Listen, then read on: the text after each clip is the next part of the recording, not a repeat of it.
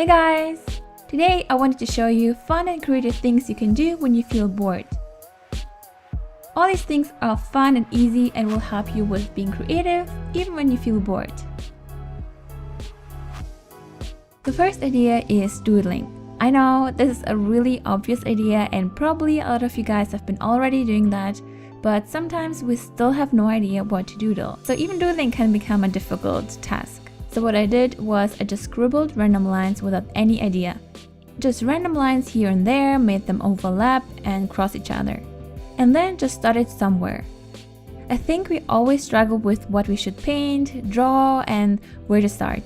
Even with something simple as doodling where there are no rules at all. And of course, even if you find ideas and inspiration online, the result always looks so beautiful, creative, and just awesome that we might even end up being discouraged by that and just don't feel like doodling at all because it just doesn't look as great as all these pictures online. That's why I really wanted to encourage you guys to just take a plain white piece of paper and just start drawing random lines and then just fill them in with random lines, dots, circles, squares, everything that comes into your mind. Let your mind and your hand move freely without being stressed. This is a great opportunity to practice doing art just for the process, not for the finished product, but just for your creative soul. I did think from time to time that this is going to look horrible, but that was the whole point of doing it, just to practice and enjoying the process. Just move your pen over the paper and see what you can create. You don't really waste your art supplies because all you need is a pen and a piece of paper. If a big sheet of paper is intimidating to you, you can also use a smaller piece of paper so you don't feel too overwhelmed with filling the whole page. You can also change up the thickness of your pen. It's great for filling in the lines you created, but also for creating a contrast. Don't worry too much, just have fun and enjoy the process. Another fun thing you could do is lettering or creating quote art. Remember when I asked you guys on Snapchat to send me in your names so I can practice lettering? I actually still have your names.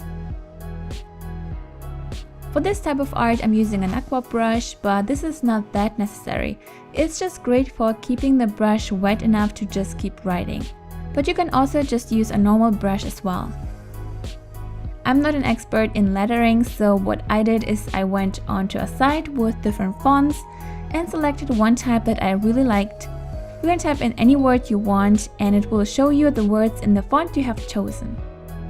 For my art, I chose the quote, "Creativity is intelligence, having fun," but you can write anything you like, of course.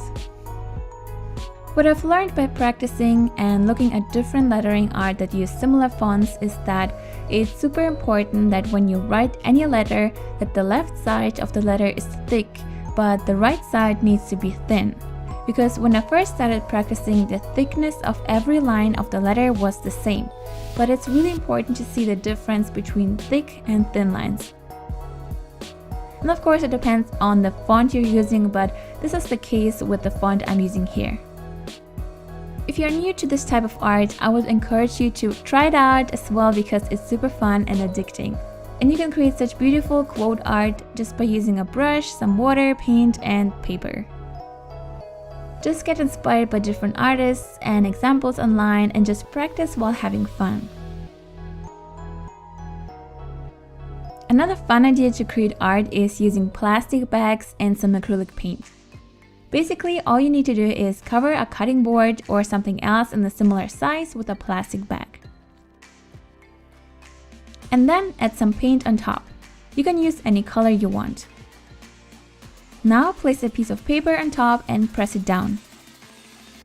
You can also use a rolling pin to distribute the paint, but be sure not to use too much paint or it is going to be super messy. Now when you peel off the paper, you get an abstract pattern on your paper. I would recommend using thick paper because thin paper can actually rip or the top part can get stuck on the surface and rip off as well. Experiment with different color combinations and amounts of paint to see what you can achieve. It's super fun and addicting as well. And after drying, you can frame it like that or use this paper for any other project where you might need paper with a unique pattern. The last idea I wanted to share with you guys is dotting art. I came across this art on Instagram and it looked so fascinating. So if you want to get more inspiration from all these artists, I have all the links in my description box, so go check them out. Here I just painted over an old canvas by using black acrylic paint. You can use any size you like. I just found that dotting art looks great on a squared canvas. Distribute the paint evenly and then let it dry. Next, take a compass and begin drawing circles starting from the center of the canvas. Make the space between the lines in different sizes to get more variety. These lines are going to be the guidelines for our painting. Once you're done with that, mix some acrylic paint with a little bit of water to make it a little bit more liquid, and then you can go ahead and start adding dots following the guidelines you just created. I started at the center and added a few rather thick dots and left a little bit of space in between each dot. I didn't have any specific design in mind, I just started with one circle and added the first row of dots. Compared to the artists I found on Instagram, my dots are rather messy and not as perfect, but we're doing this just for fun. And we can always practice it to get better and better with it as well. Try out brushes in different sizes, different colors to create interesting color combinations and just play around with this technique. It's really relaxing because you basically just add dots one after another. And when you're bored, it's a really fun thing to do since you kind of have to concentrate and focus, but at the same time you create something pretty without doing anything super difficult. It's kind of like doodling and using coloring books when you're bored. It's just great to use the time for yourself and for relaxing.